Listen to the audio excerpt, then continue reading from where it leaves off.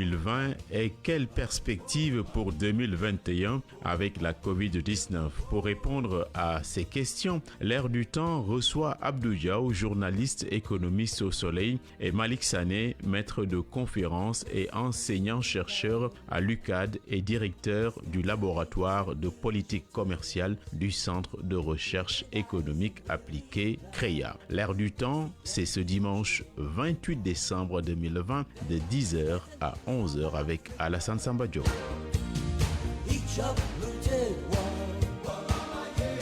Dimanche 27 décembre 2020. Merci d'être à l'écoute de l'Air du Temps. Bonne année par anticipation à tous. Que l'année 2021 soit meilleure sur tous les plans que 2020. Nous sommes avec le professeur Malik Sané, enseignant-chercheur à la FASEC, directeur du Centre de recherche et de formation pour le développement économique et social CREDEF, directeur du laboratoire politique commerciale, coordinateur du master politique et négociations commerciales internationales, formateur à l'ENA, formateur au CST. Et Abdou Diaw, journaliste économique au Soleil, formateur au CSI. Merci, monsieur, d'avoir accepté notre invitation. Nous vous souhaitons une bonne année par anticipation 2021 à tous les auditeurs de e-radio. La COVID-19, selon la Banque mondiale, a considérablement modifié les perspectives économiques du Sénégal. La croissance s'est fortement ralentie pour chuter à un niveau estimé à 1,3%, d'autres parlent même de 0,7%. Les services tels que le tourisme, les transports et les exportations sont particulièrement touchés. Le plan de résilience économique et sociale a été mis en place. La Banque africaine de développement parle du doublement du déficit public en raison de la baisse des recettes, 208 milliards de francs CFA, dû au ralentissement de l'activité économique et des dépenses élevées, 8% non prévus dans le budget. Professeur Malik Sané, est-ce qu'on peut dire que l'année 2020, celle qui est finie, est une année horrible pour l'économie sénégalaise? Merci beaucoup, M. Diop.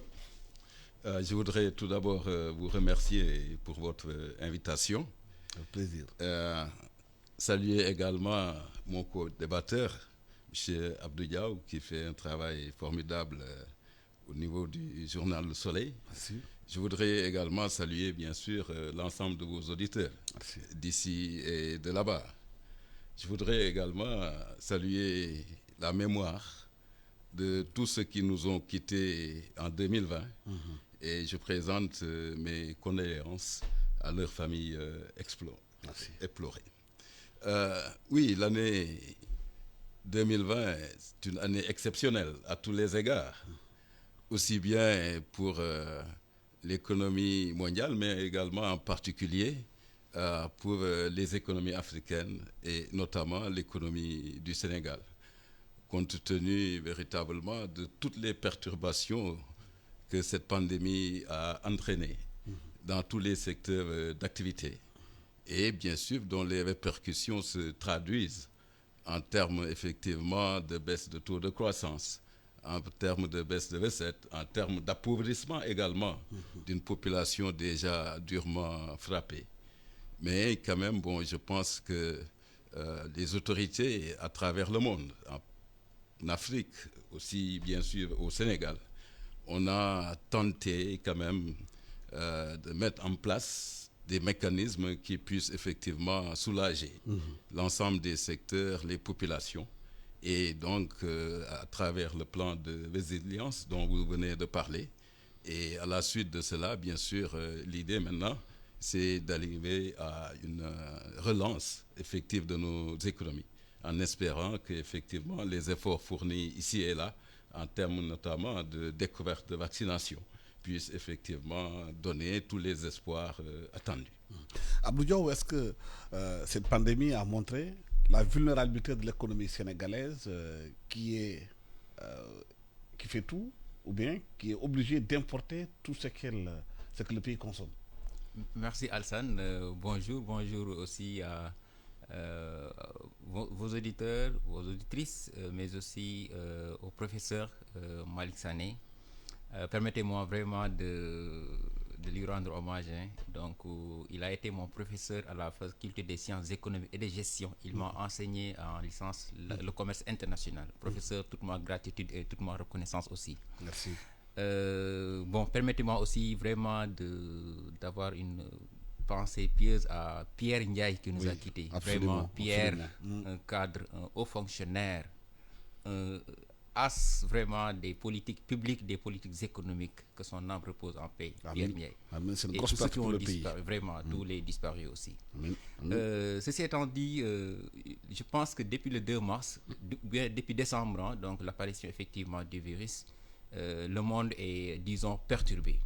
Le Sénégal n'est pas épargné du tout parce que c'est un choc symétrique, ok, et disons qui touche presque toute la planète. Et le Sénégal interconnecté au plan économique plus ou moins, surtout en Afrique, mais aussi, comme vous l'avez dit tout à l'heure, au plan des importations. Le choc, certes, c'est un choc exogène, mais que nous avons, que le Sénégal effectivement a ressenti sous plusieurs formes. Par exemple, au plan des échanges commerciaux, la fermeture des frontières, le transport a été perturbé, le tourisme a été perturbé. Regardez le lien qui existe entre le transport aérien et le tourisme. La chaîne hôtelière, la restauration, et maintenant, venant au secteur tertiaire, parlant par exemple du commerce, le secteur informel aussi. Donc, avec les mesures restrictives, je pense qu'aucun secteur, en fait, d'une manière générale, tous les secteurs ont été affectés. Maintenant, c'est manifesté à travers des baisses de recettes, des baisses de revenus, effectivement, des travailleurs. Et maintenant, cela, effectivement, affecte aussi les indicateurs macroéconomiques et les indicateurs que vous avez tout à l'heure établis. Je vous parlais du taux de croissance, on parle de 0,7%, alors qu'en 2019, avec le budget de 2020, on avait prévu donc de réaliser un taux de croissance de 6,8%. Vous prenez par exemple les autres indicateurs comme l'inflation. Le Sénégal était l'un des rares pays ayant effectivement enregistré un taux d'inflation de moins de 1,1% ou bien environ 1%, donc en dessous de 3% du seuil communautaire. Vous prenez le taux d'endettement. C'était 58, 60 et actuellement presque avec la Covid, presque on avoisine presque les 64 voire les 65%. Le déficit public, vous l'avez dit également. Le Sénégal aussi a fait des efforts pour ce qui est de la maîtrise effectivement du déficit pour rester maintenant 3%, donc comme l'exigent les normes donc du pacte de convergence. Et maintenant, aujourd'hui, c'est presque 6,8%. Et maintenant, on table à, par exemple, 5% pour ce qui est du budget de la loi de finances de 2021. Donc, presque si vous prenez les critères de convergence, les 5 critères, donc premier rang, second rang, presque ils ont été perturbés, mais aussi il faut noter que depuis le 27 avril, on a suspendu ce pacte de convergence de croissance donc, pour ce qui est donc de l'UEMOA. Et d'ailleurs, c'est au mois de décembre même que la Commission doit proposer de nouveaux critères de convergence effectivement aux chefs d'État.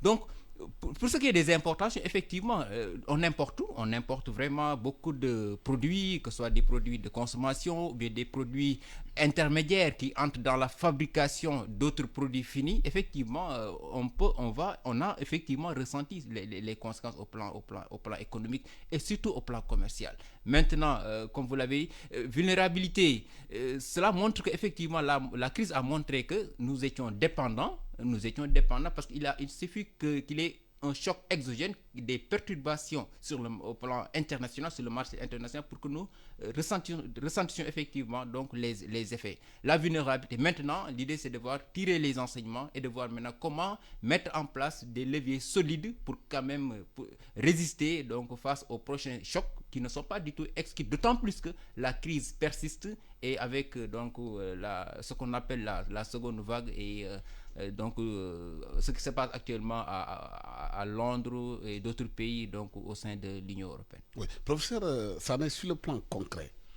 quand vous parcourez les rues de Dakar, vous l'avez dit tout à l'heure, il y a la pauvreté qui a considérablement augmenté avec cette pandémie. Vous croisez même des gens au feu rouge qui tapent sur votre vitre pour vous demander à manger. C'est grave. Oui, c'est grave. Mais c'est aussi un phénomène qu'on peut dire permanent dans nos pays. Parce que quand on parle quand même de sous-développement, d'une économie qui n'est pas productrice surtout d'emplois, et compte tenu de notre très forte dépendance, n'est-ce pas, à la pluviométrie, pour notamment mener des activités économiques qui regroupent à peu près 60% de la population, il est évident que ce phénomène de pauvreté-là, effectivement, partie intégrante, disons, de notre quotidien. Est-ce que la pandémie Maintenant, n'a pas le phénomène, accentué? effectivement, la pandémie a accéléré, a approfondi cette pauvreté, étant donné qu'effectivement, il y a beaucoup d'activités au ralenti, d'autres qui ont perdu leurs emplois. Imaginez ceux qui sont dans l'hôtellerie, ceux qui sont dans la restauration, ceux qui sont dans les métiers de la culture, n'est-ce pas? Et bien sûr, d'autres activités qui ont connu un ralentissement relativement fort, mais tout cela, n'est-ce pas, impacte négativement au niveau des budgets des ménages, au niveau également, bien sûr, des emplois qui auraient pu être créés. Et bien sûr, surtout en particulier pour les ménages durement frappés, qui n'auront plus, n'est-ce pas, ces moyens-là de distribution, qui constituent une soupape de sécurité, n'est-ce pas, dans nos pays-là. Et vous voyez également le secteur informel, n'est-ce pas, qui quand même occupe une place très importante dans nos économies en termes de génération de revenus, en termes d'emplois créés. Tout cela, bien sûr, a des impacts non négligeables au niveau des populations les plus humbles. Est-ce que la pandémie n'a pas démontré quelque part que le Sénégal n'avait pas anticipé sur beaucoup de choses? Un pays qui dépend pratiquement des importations, et bien qui a des vastes étendues de terre, de Saint-Louis jusqu'à Bakel, 240 000 hectares en jachère. Un pays de rien, comme dit les Japonais. Est-ce qu'il n'y a pas un problème de stratégie dans ce pays? Bon, moi je pense que c'est l'éternel débat concernant les potentialités agricoles qui existent dans notre pays. Et je pense bien que l'État a vraiment tiré les leçons, parce que si vous regardez le plan de relance qu'il compte mettre en œuvre, il y a 3 points essentiels qui sont effectivement prévus. La souveraineté sanitaire, alimentaire et la relance industrielle. Et je pense que sur les 2 premiers points, par exemple, la souveraineté sanitaire, parce qu'à un certain moment aussi, chaque pays avait ses propres besoins, chaque pays avait ses propres préoccupations, ses propres difficultés. Et du coup, effectivement, cherchait à défendre, à d'abord satisfaire, donc défendre d'abord, gérer sa population. Et du coup, le Sénégal, je pense au plan sanitaire avec le PAP 2A, donc le plan d'action prioritaire agissé et accéléré. Il y a ce point essentiel portant sur la souveraineté sanitaire. Le deuxième point, effectivement, la souveraineté alimentaire. Et là, effectivement, pas préparer les importations, c'est vrai, on importe beaucoup. Mais aussi, il faut savoir qu'en même temps, en important aussi, l'État gagne à travers les taxes, donc les taxes, que ce soit les taxes, mais aussi les taxes douanières, n'est-ce pas? Donc là, c'est vrai, c'est un peu compliqué lorsqu'on importe beaucoup, parce que ça impacte effectivement la balance commerciale à travers le déficit qui continue de se creuser, mais en même temps aussi, l'État effectivement réalise des gains donc concernant les entrées financières. Donc il faut moduler, il faut donc jouer à l'équilibre. Maintenant, le troisième point, effectivement, c'est comment faire de sorte que aujourd'hui on peut mettre en place une industrie, surtout mettre l'accent par exemple sur la transformation, toute la chaîne de valeur pour permettre à notre pays de pouvoir d'être plus résilient face aux chocs, surtout en termes de besoins primaires. En termes de besoins primaires, je veux parler de tout ce qui est consommation, tout ce qui est... Heureusement, les services quand même ont agi vite en faisant par exemple ce qu'on appelle la sécurisation de l'approvisionnement, et je pense que c'était très intéressant en termes de réaction donc de la part de l'État. Maintenant, c'est que c'est conjoncturel, c'est ponctuel.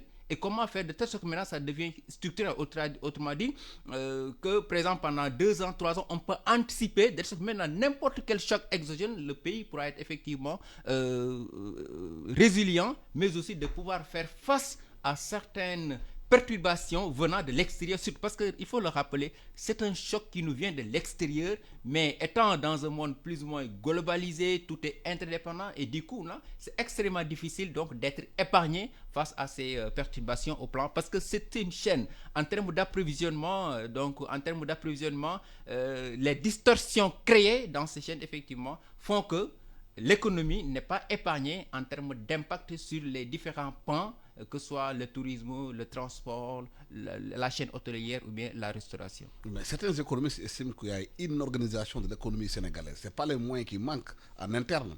Si les priorités sont mises en avant, le train de vie de l'État, s'il est diminué, le nombre de ministères, le nombre d'agences, l'argent qu'on peut économiser pour le mettre dans l'agriculture et dans l'éducation, on aurait pu réorienter l'économie sénégalaise. Vous partagez cette idée? Oui, oui, je partage effectivement.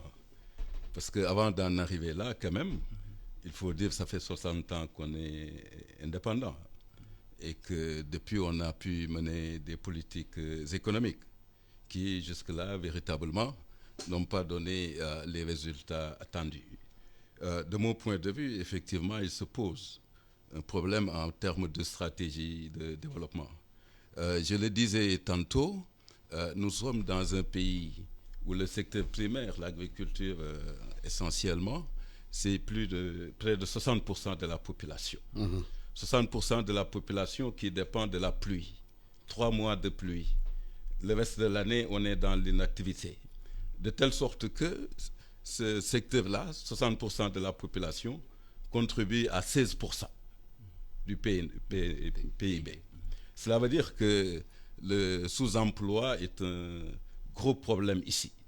Et que donc, moi, de mon point de vue, la priorité des priorités, depuis toujours, devrait être dans la maîtrise de l'eau. Parce que sans la maîtrise de l'eau, il ne peut y avoir, n'est-ce pas, une agriculture prospère qui pourrait retenir, n'est-ce pas, cette population-là en activité sur au moins 8 mois, 9 mois, pour pouvoir espérer tirer de la pauvreté. Donc l'agriculture doit véritablement être maîtrisée. Et je pense que des pays à travers le monde ont effectivement, dans des conditions extrêmement difficiles. Israël, par exemple. Oui, ils sont parvenus effectivement à maîtriser l'eau et à avoir une agriculture prospère. Je prends l'Afrique, c'est 1 milliard d'habitants. C'est 70% des terres arables dans le monde. Mais l'Afrique est nourrie par la Chine, 1 milliard d'habitants. L'Afrique est nourrie par l'Inde, c'est 1 milliard d'habitants. Alors que nous disposons, l'Afrique, c'est 33 millions de kilomètres carrés. L'Afrique au sud du Sahara, c'est 25 millions de kilomètres carrés. Je pense qu'effectivement, ça pose problème. Ensuite, bien sûr, en dehors du secteur agricole qui devrait bénéficier véritablement de toutes les priorités, il y a également d'autres segments. On parle beaucoup d'industrialisation. Mais comment peut-on industrialiser un pays si on ne maîtrise pas l'électricité? Si l'électricité n'est pas disponible, si l'électricité n'est pas accessible, s'il n'y a pas suffisamment d'infrastructures, des postes de production, n'est-ce pas, des capacités de stockage. Il y a également, vous le savez bien sûr, pour ce qu'on appelle le capital humain. L'aspect formation, c'est un élément extrêmement important des stratégies de développement. Imaginez dans nos pays où le chômage est massif, voyez bien qu'on manque encore de main-d'œuvre qualifiée pour pouvoir véritablement être opérationnel, pour être quand même au cœur de ce qu'on appelle l'auto-emploi. Il y a véritablement une question d'inadéquation entre, par exemple, ici, la formation, l'emploi.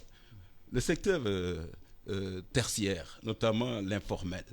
L'informel, c'est extrêmement important, mais ça cache un peu l'échec, bien sûr, connu dans les autres secteurs. Parce que ce n'est pas véritablement le secteur le plus productif en termes de valeur ajoutée, en termes de rémunération. Et je pense qu'effectivement, il y a des efforts à faire à ce niveau-là pour avoir une meilleure maîtrise, n'est-ce pas, du fonctionnement de nos économies, en faisant en sorte que le secteur privé national puisse davantage s'impliquer dans les secteurs qui peuvent effectivement créer de l'emploi, je veux dire le secteur industriel, mais pour cela, il faut véritablement résoudre des problèmes préalables tels que, par exemple, les infrastructures. Maintenant, il est évident, depuis quelques années, notamment depuis 2014, le Sénégal s'est lancé, notamment dans une perspective de long terme, en mettant en place le Sénégal émergent, qui repose quand même sur 3 axes relativement pertinents. Et bien sûr, depuis la mise en œuvre, n'est-ce pas, de ce plan Sénégal émergent, le Sénégal a retrouvé, n'est-ce pas, une dynamique de croissance jamais connue jusque-là, parce que pratiquement, on a eu en moyenne un taux de croissance autour de 6%. C'est quelque chose quand même de non négligeable. Mais beaucoup de gens estiment que ce taux de croissance est porté par les entreprises étrangères. Mais toujours est-il qu'il y a croissance, parce qu'on est resté bien longtemps sans avoir la croissance. Le développement, c'est un aspect qualitatif qui passe par une croissance. Mais la croissance doit être soutenue sur au moins 10 ans, sur 15 ans, pour que les effets puissent véritablement se traduire. Mais néanmoins, quand même, je pense, ça il faut le reconnaître, aujourd'hui, la classe intermédiaire qui avait quasiment disparu, n'est-ce pas, dans nos pays, elle est revenue sur l'ensemble du continent africain, qui a quand même retrouvé une certaine dynamique. Maintenant, la croissance, c'est quelque chose, mais il faut la rendre inclusive. La rendre inclusive, c'est d'avoir une croissance, quand même, une économie qui crée des emplois. C'est avoir, n'est-ce pas, des stratégies qui permettent de renforcer le capital humain pour doter des populations, en tout cas en âge de travailler, de la possibilité, en tout cas, de générer des emplois, sortir de la pauvreté. Voilà, c'est des dynamiques qu'on a empruntées, quand même, qui sont aujourd'hui, en tout cas, qui tiennent beaucoup de promesses, mais il faut encore augmenter, n'est-ce pas, cette croissance économique à 2 chiffres. Je pense que c'est possible, n'est-ce pas, et encore rendre nos politiques beaucoup plus inclusives. Je pense qu'on est quand même, malgré tout, sur une certaine voie qui peut laisser espérer. Je rappelle que vous suivez L'Air du Temps, qui reçoit Malik Sané, enseignant-chercheur à la FASEC, directeur du Centre de recherche et de formation pour le développement économique et social, et Abdou Diaw, journaliste économique au Soleil et formateur aussi ici. Abdou Diaw, 2020 se pointe à l'horizon. Beaucoup sont encore inquiets par rapport à cette année, parce que la pandémie est encore là, les activités ne marchent pas toujours, les acteurs culturels sont dans le désarroi, la presse, tout le monde est dans des difficultés économiques et financières. Sur quel curseur le gouvernement doit appuyer pour faire relancer la machine économique? Oui, bon, 2020, je pense, a été tellement une année terrible au point que vous avez aussi parlé de 2020 qui se pointe à l'horizon. Je pense 2021. Okay. Traumatisé par 2020. Hein? Ok. Bon, en fait, je pense que en tout cas, jusqu'à l'État n'a pas encore changé d'orientation concernant le plan de relance qui a été annoncé, autrement dit, le PAP 2A, qui a été ajusté et, disons, qui va être accéléré. Donc jusqu'à présent, il n'y a pas eu de changement par rapport à ce qui a été retenu, encore une fois, le 29 septembre lors du conseil présidentiel consacré à la relance. Maintenant, est-ce qu'il faut retoucher pour prendre en compte la nouvelle donne? Parce que la nouvelle donne, c'est qu'il y a cette seconde vague, disons, la persistance au plan mondial. Maintenant, l'espoir, c'est les vaccins. Et même si certains pays ont déjà commencé, à savoir l'Allemagne, la France, etc., quand est-ce au Sénégal? C'est le point d'interrogation. Maintenant, je ne pense pas qu'à ce court terme, l'État puisse modifier ou bien changer le plan, en tout cas les grandes lignes qui constituent effectivement ce plan que je l'ai rappelé tout à l'heure. À savoir les 3 points essentiels. La santé, la souveraineté sanitaire, la souveraineté alimentaire, mais aussi l'aspect industriel. Et je pense que le professeur l'avait tout à l'heure expliqué en parlant, c'est-à-dire il y a des préalables à régler. C'est les facteurs de production. Les facteurs de production, l'électricité, les infrastructures qui doivent accompagner cette dynamique industrielle. Je donne l'exemple les 2 pays producteurs donc, qui détiennent presque plus de 70% de la production mondiale en termes de cacao. La Côte d'Ivoire, le Ghana. C'est vrai, ils produisent des tonnes, ils produisent une quantité extrêmement importante, malheureusement, qui ne sont pas transformés. Ce ne sont pas des produits peut-être majoritairement manufacturiers, mais des produits qui sont exportés de manière brute. Et du coup, l'impact que cette production devait avoir sur la croissance ne sera pas ressenti parce qu'il n'y a pas eu de création de valeur importante concernant donc cette production. Maintenant, au Sénégal, il y a quand même un frémissement au Ghana et oui, effectivement, ils ont pris des mesures. Ils ont pris des mesures par rapport aux géants du chocolat. Absolument, aux firmes internationales.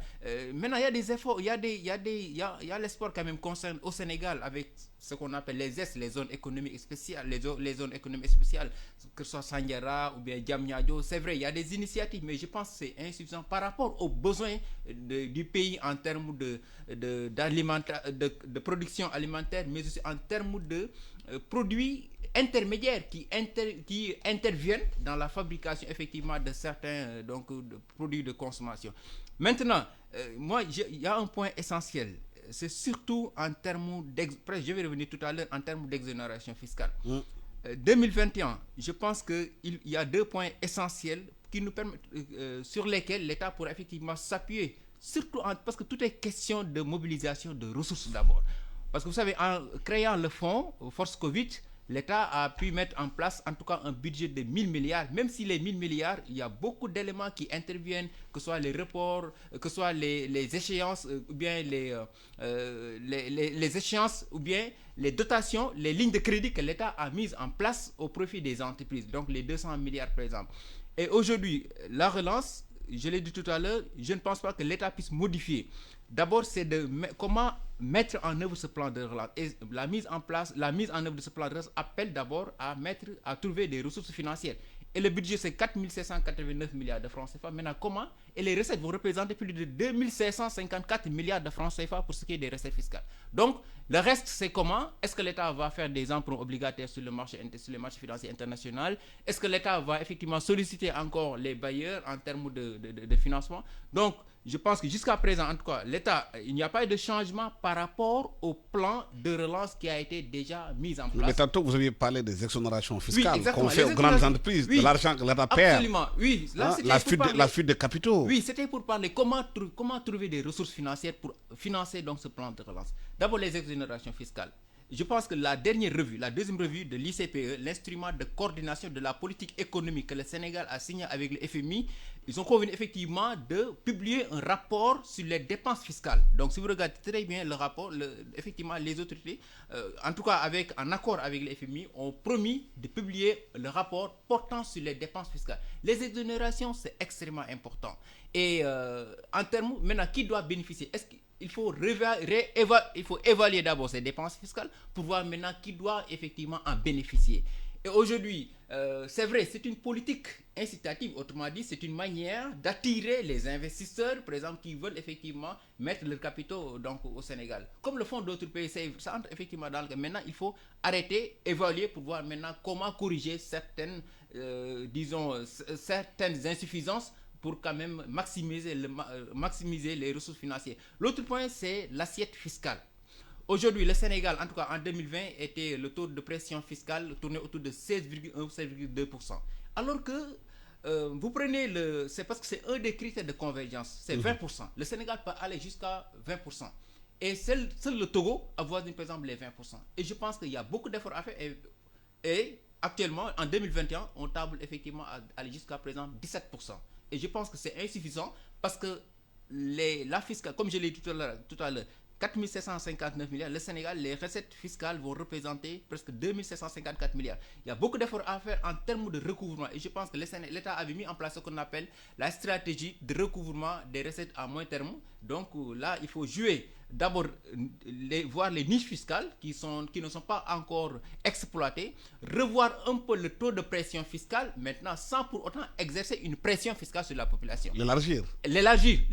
Ceux qui ne payent pas payent les impôts. Ceux qui ne payent pas, donc mettre en place des garde-fous parce que, comme je parle sous le contrôle du professeur, la courbe de l'affaire, c'est-à-dire trop d'impôts, tu l'impôt. À un certain moment, les populations ne vont plus effectivement payer. Maintenant, il faut voir maintenant les niches, surtout le secteur informel, donc il y a une bonne partie, surtout au plan l'immobilier aussi, qui reste quand même une niche extrêmement importante. Maintenant, est-ce que cette niche est exploitée donc, pour ce qui est de la mobilisation? Et je pense qu'avec les initiatives qui ont été mises en place par la DGD, comme l'initiative Yatal, je pense que le civisme fiscal, il faut renforcer et surtout miser sur les technologies à travers les big data, l'intelligence artificielle, pour quand même capter le maximum de ressources fiscales qui ne sont pas jusqu'à présent effectivement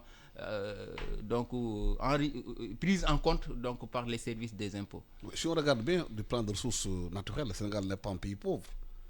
Sabodola, l'or de Sabodola, si on parle un peu du pétrole et du gaz, si on parle un peu du zircon, entre autres, c'est des matières qui sont là, du phosphate. Il y a énormément de ressources pour le Sénégal. Mais certains estiment que les ressources ne bénéficient pas aux Sénégalais parce que la façon dont elles sont gérées n'a pas d'impact sur l'économie, sur la vie de tous les jours.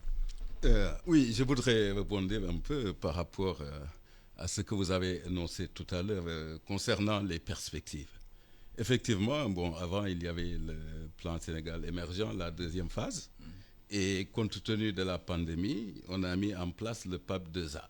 Cela veut dire que donc la perspective aujourd'hui, c'est à partir de ce qu'on a constaté par rapport en tout cas à la pandémie, de pouvoir en tenir compte pour effectivement repartir du bon pied. Et de ce point de vue, effectivement, il n'y a que 3 sources de financement, que je sache. C'est l'épargne domestique. C'est tout ce qui a trait aux recettes fiscales dont venait de parler Abdou. Mais dans un contexte où la croissance est extrêmement faible, voire un taux de croissance négatif, il est évident que les recettes budgétaires vont poser problème, aussi bien du point de vue des ménages que du point de vue des entreprises. Néanmoins, il y a possibilité ici et là, n'est-ce pas, de faire des économies pour effectivement limiter un déficit déjà qui se creuse. Parce que dans tous les pays, n'est-ce pas, le Sénégal avait pour vocation d'arriver à 3%.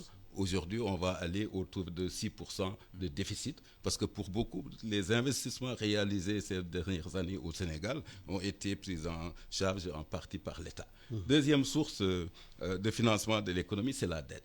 Et vous voyez, il y a beaucoup de problèmes par rapport à la dette. Absolument. C'est par rapport à la manière dont on s'endette, endettement privé, endettement public, endettement au niveau des bailleurs multilatéraux. Et vous savez bien que depuis quelques années, le Sénégal a pris comme l'habitude, ce qui se faisait presque jamais auparavant, d'aller prélever des fonds au niveau des marchés financiers internationaux. C'est des conditions beaucoup plus souples peut-être en termes de libéralisation des ressources, mais le taux d'intérêt est beaucoup plus élevé, la durée de remboursement est beaucoup plus courte.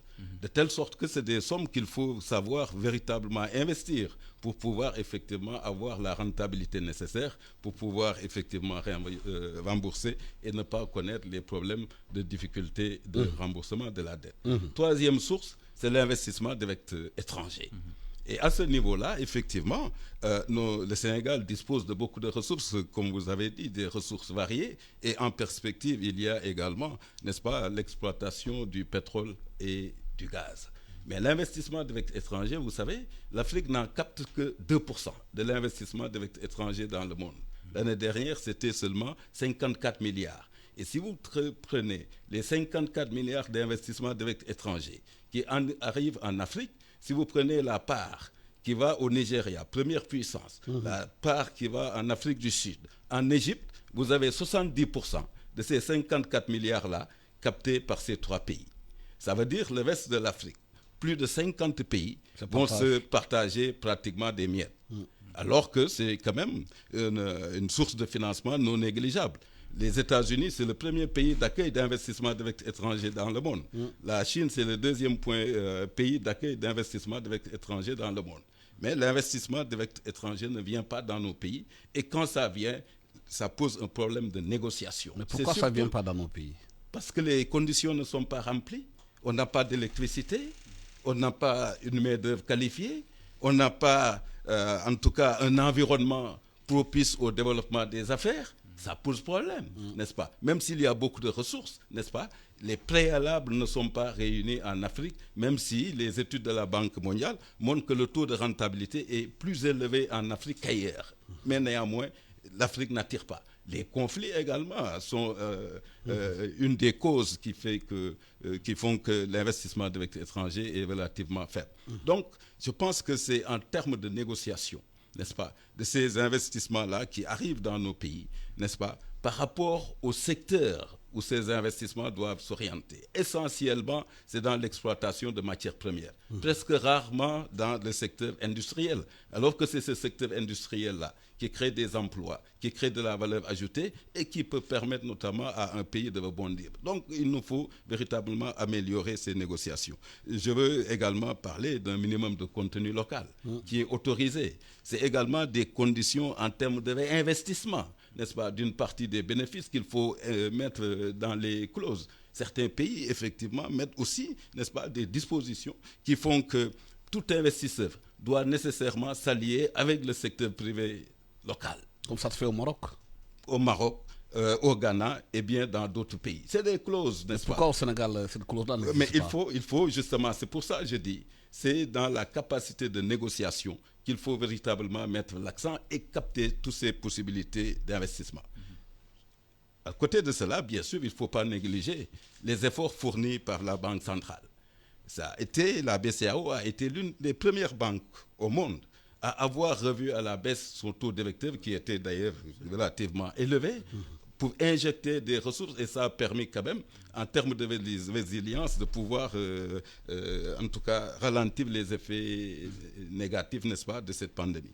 Il y a également les engagements, n'est-ce pas, des partenaires techniques et financiers, n'est-ce pas, pour accompagner la phase 2. Ces sommes-là seront dirigées effectivement au niveau du PAP 2A qui pourrait effectivement permettre à nos pays de repartir. Mais il faut véritablement revoir certaines choses au niveau de nos industries, n'est-ce pas, au niveau de nos politiques publiques, pour les rendre beaucoup plus inclusives et mettre l'accent, comme on a dit, sur la maîtrise de l'eau pour développer le développement agricole. Il faut mettre l'accent également sur tout ce qui est agro-industrie, parce que c'est, je pense, à ce niveau-là qu'on a l'avantage comparatif le plus évident, et il faut peut-être passer par là. Et on parle souvent de dividendes démographiques aujourd'hui, parce qu'on a une population relativement jeune qui est à même donc de contribuer au développement économique et social. Mais si on est dans une économie qui ne crée pas d'emplois, voyez tout ce qui se passe aujourd'hui comme phénomène migratoire et autres montées de la délinquance. Et pourtant, les possibilités sont là. Et donc, je pense qu'il nous faut revoir, comme vous avez dit tout à l'heure, nos stratégies de développement, améliorer nos modes de financement et les rendre beaucoup plus, orientés dans les secteurs productifs, n'est-ce pas? Et bien entendu, je pense qu'à partir de ce moment, on a aujourd'hui quand même une planification qui nous permet, en tout cas à long terme, de savoir ce qu'on peut faire.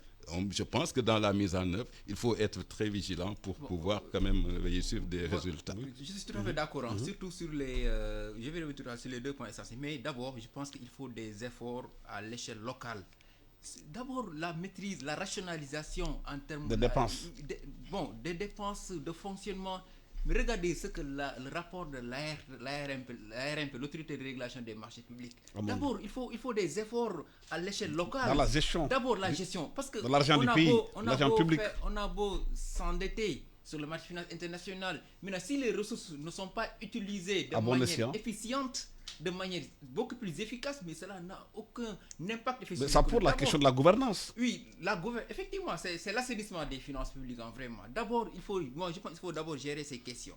Tout ce qui est fiscalité, ceux qui ne payent pas l'impôt, payent l'impôt. Ceux qui passent entre les mailles, puissent être effectivement traqués. Et maintenant, le reste, je pense que le Sénégal a bénéficié de l'ISSD, l'initiative de suspension du service de la dette. Vous regardez la fiche descriptive co-signée par les G20 et le Club de Paris. On interdit, par exemple, aux États de s'endetter pour financer d'autres projets qui n'entrent pas dans le cadre, par exemple, de la lutte contre la Covid. Et la Côte d'Ivoire, tout récemment, a émis un emprunt obligataire, un eurobond de 1 milliard d'euros sur le marché financier international. Et je pense qu'on peut on peut exploiter d'autres niches, comme par exemple les partenariats publics-privés. Et je pense tout récemment, le Sénégal a adopté ça, en tout cas en Conseil des ministres.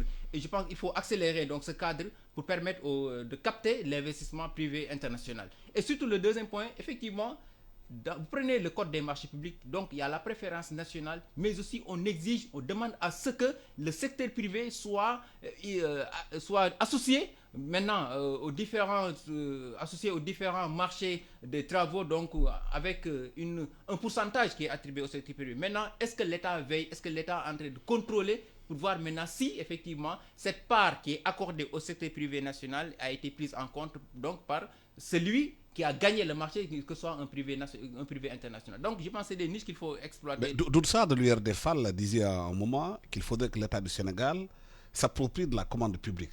Que la commande publique soit d'abord attribuée aux entreprises sénégalaises qui travaillent sur ça avant de les attribuer à l'extérieur. Vous savez, vous prenez la commande publique, les marchés publics, il y a 2 éléments essentiels deux conditions essentielles qu'il faut remplir. C'est la capacité technique et la capacité financière.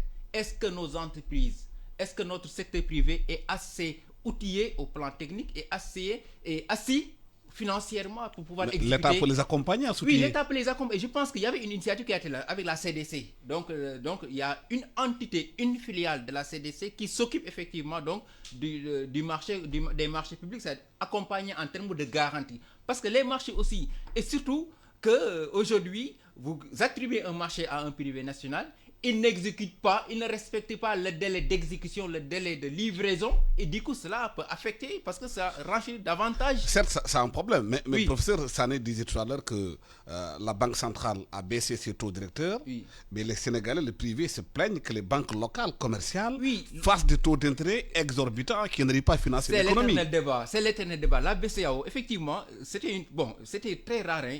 Elle a baissé effectivement son directeur. Parce Il n'y a que pas le de taux directeur- répercussion sur le marché. Absolument. Le taux directeur, le taux avec lequel les banques se refinancent auprès de la Banque centrale. Maintenant, pourquoi est-ce qu'il y a une répercussion? C'est ça le débat. Et j'ai eu à poser ce Qui débat. doit prendre ces décisions? Non, parce que aussi, il faut noter que après avoir diminué les taux directeurs, maintenant les banques accordent de l'argent aux particuliers et aux entreprises suivant un certain nombre de conditions. Parce que d'abord, elles analysent Mais le l'argent niveau de cher, risque. l'argent riche sert. Non, le niveau de risque d'abord des emprunteurs. Des emprunteurs d'abord. Maintenant, le taux d'intérêt est en fonction du niveau de risque et les banques, effectivement, il faut que la BCEAO puisse surveiller pour voir maintenant est-ce que les banques commerciales, les banques de second rang appliquent ce taux, cette baisse du taux directeur sur les taux d'escompte, les taux donc, avec lesquels effectivement elles accordent donc ces financements. Professeur, les privés et les ménages se plaignent que les taux d'intérêt appliqués par les banques commerciales sont exorbitants. Ils gagnent de l'argent facilement sur le marché, ils thésaurisent, mais ils ne réinvestissent pas dans le marché. Oui, le constat est là. Le crédit est extrêmement cher ici. Alors qu'ailleurs, on a des taux Taux négatifs. Oui. Taux négatifs, parce que des taux qui sont inférieurs déjà au taux d'inflation. Mais je crois que le problème est plus compliqué que cela dans nos pays. Et je crois que très souvent, on accuse les banques sans pour autant comprendre souvent le mécanisme par lequel ce financement est opéré. Parce que vous savez, au niveau des banques, il y a au moins deux types de dépôts. Les dépôts à vue, que les banques ne doivent dans aucun cas prêter, et les dépôts à terme. Ce sont ces comptes bloqués, les dépôts à terme, que les banques ont la possibilité de prêter aux clients. Pour ce qui concerne les dépôts à vue, c'est ça qui fait dire que beaucoup que les banques sont surliquides et ne peuvent pas prêter. Vous savez, l'activité des banques, c'est de prêter et gagner de l'argent. Si effectivement elles gardent de l'argent qu'elles ne peuvent pas prêter, je pense que c'est vraiment à contre-cœur.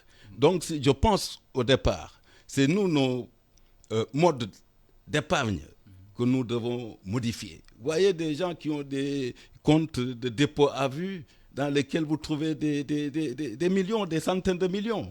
Vous voyez même des gens qui ont des coffres forts certainement avec des milliards, n'est-ce pas, à la maison. C'est ça qui est à la base. Donc il nous faut changer nos comportements d'épargne pour pouvoir aussi permettre aux banques qui disposent de ressources sur le long terme de pouvoir les injecter. Sinon, elles ne peuvent pas. Et je crois qu'il y a des critères prudentiels qui ne les autorisent pas à utiliser ce type de dépôt en termes de prêt. Mais si vous regardez la place financière au Sénégal, la plupart des banques ne sont pas des banques sénégalaises. C'est des banques, bon, on dit sénégalaises, mais avec des capitaux étrangers. Oui, mais je dis, le problème demeure le même. Qu'il s'agisse de banques étrangères établies aussi ou de banques locales. Si on ne change pas nos comportements d'épargne, ce problème-là risque d'être entier. Néanmoins, il y a aussi des possibilités d'action. Par exemple, les marchés financiers. Vous voyez, le Sénégal, c'est la deuxième économie, n'est-ce pas, de l'Afrique de l'Ouest. Combien d'entreprises sont présentes au niveau de la BRVM? Pourtant, c'est un mode de financement complémentaire au financement bancaire. Donc moi, je me demande, mais qu'est-ce qui se passe? Problème de culture, problème de... En réalité, je pense que quand même nos chefs d'entreprise... Oui, mais je crois qu'ils doivent dépasser ça. On a quand même des entrepreneurs qui sont au diapason de ce qui se passe. Maintenant, qu'est-ce qui retient, n'est-ce pas, ces entreprises-là à aller sur les marchés financiers? Moi, c'est une question, en tout cas, que je ne parviens toujours pas à résoudre. Sur un point, hein, effectivement, par exemple, les banques aussi, comme il a dit, hein, il y a les normes prudentielles de Bâle 2, par exemple, qui, à un certain niveau, les banques ne peuvent pas prêter. Aussi, les entreprises, l'État et l'État ont besoin de ressources longues. Les ressources longues de 15 ans, 20 ans, alors que les banques ne peuvent pas vous prêter de l'argent dépassant 15 ans, 20 ans, parce que c'est comme il a dit tout à l'heure, c'est des dépôts. Et c'est de l'argent qu'il faut donc prêter, qu'il faut rembourser donc dans les cours de délai. Maintenant, vous prenez par exemple excusez-moi, vous prenez par exemple les marchés financiers, mais vous savez que l'État du Sénégal lève fréquemment sur le marché des titres publics. Le marché des titres publics, par exemple, avec la crise, la BCEAO et l'AUT, l'agence UEMOA-Titres, ont mis en ce qu'on appelle les bons Covid, qui ont permis à l'État du Sénégal de lever presque 300-400 milliards de francs CFA pendant 4 phases. Et je pense que c'est un moyen, mais c'est des ressources qui vont mais courte durée, hein, donc la maturité. Mais cet argent, il va où? Il est financé où? Est-ce qu'efficacement il est financé? Mais je termine par exemple. Oui. Vous prenez pour dire que le système bancaire aussi n'est pas adapté par rapport aux besoins de financement de ressources longues. Vous prenez la Sonatel qui a levé 100 milliards sur le marché financier. C'est pour confirmer ce qu'il disait, la Bourse régionale des valeurs mobilières. Le port de Ndayane qui va être construit, 60 milliards de francs CFA, que le port autonome de Dakar a émis un emprunt obligataire. Et tout récemment, effectivement, la BHS. Je pense qu'il faut que le secteur privé aussi ne se contente pas uniquement du système bancaire. Il faut aller au marché financier pour émettre des obligations. Maintenant, il y a des préalables. Les préalables, c'est quoi? C'est la gouvernance financière, c'est la transparence. Les comptes soient propres. La transparence. Que l'argent qui est là-bas soit traçable. Absolument. Et bon. Professeur? Oui, non, je voulais juste dire. Oui. Vous voyez, le crédit est cher ici. Oui. En économie, je crois, c'est basique.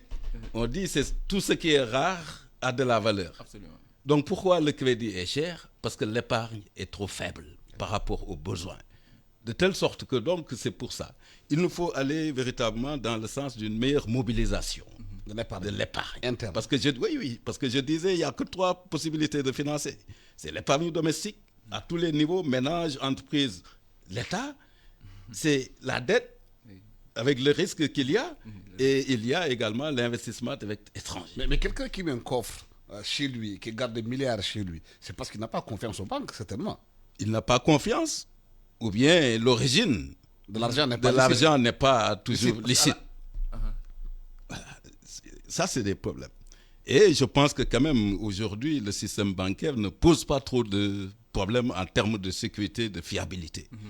Ce qu'il faudrait peut-être, c'est davantage diversifier notre tissu bancaire. Vous voyez, il n'y a que des banques commerciales. Absolument. Il y a très peu de banques de développement. Oui. Les banques commerciales ne peuvent pas véritablement faire des prêts sur le long terme. Oui. Cela relève des banques de développement qui effectivement s'orientent dans certains secteurs, qui peuvent également prêter des ressources à long terme, comme peut-être le ferait la BAD ou bien en tout cas les banques de développement.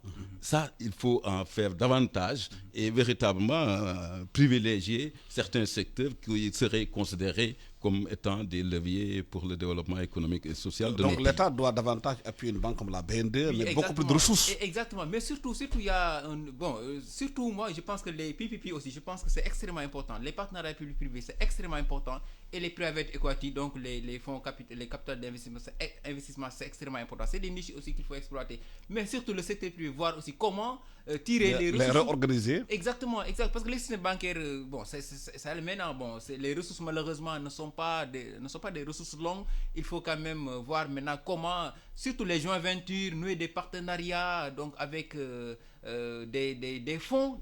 Il y a beaucoup de fonds. Comme il a dit tout à l'heure, les gens maintenant, ils achètent de l'or. Ils achètent de l'or parce que les taux sont négatifs. Maintenant, achètent de l'or, ce qu'on appelle les valeurs refuges, pour maintenant, dans l'avenir, effectivement, de gagner de l'argent. Donc, mais parce que les taux d'intérêt sont négatifs, alors que nous, on nous prête avec un taux allant jusqu'à presque 5-6%. Je parlais des eurobonds. Et je pense aujourd'hui, il faut revoir toute cette politique de financement, d'endettement sur le marché financier international. Et maintenant, surtout, privilégier le marché financier local. Pourquoi? Parce que avec le marché financier local, on te prête avec du franc CFA et du coup les fluctuations sont plus maîtrisées que maintenant si vous empruntez sur le marché financier avec des devises étrangères, que ce soit dollar, l'euro, le yen, etc. Par exemple, avec des taux de change qui sont flexibles, qui sont qui peuvent être fluctuer, qui peuvent changer au plan international, et du coup le coût du crédit risque de devenir beaucoup plus cher sur le marché financier international que sur le marché régional. Le temps que nous avons parti est terminé, professeur. Merci. Oui, mais c'est allé vite. Bon, merci. Malik Sané, c'est avec grand plaisir que nous vous accueillons dans cette émission. Vous êtes enseignant-chercheur à la FASEC, directeur du Centre de recherche et de formation pour le développement économique et social, CREDEF. Vous êtes aussi directeur du laboratoire de politique commerciale et coordinateur du master de politique et négociation commerciale internationale, formateur à l'ENA et formateur au CICI. Et Abdou Diaw, journaliste économique au Soleil, formateur au CICI. À la technique, Biran Sissé, micro à la Samba Diop. Excellent dimanche à tous et bonne année à tous. Merci.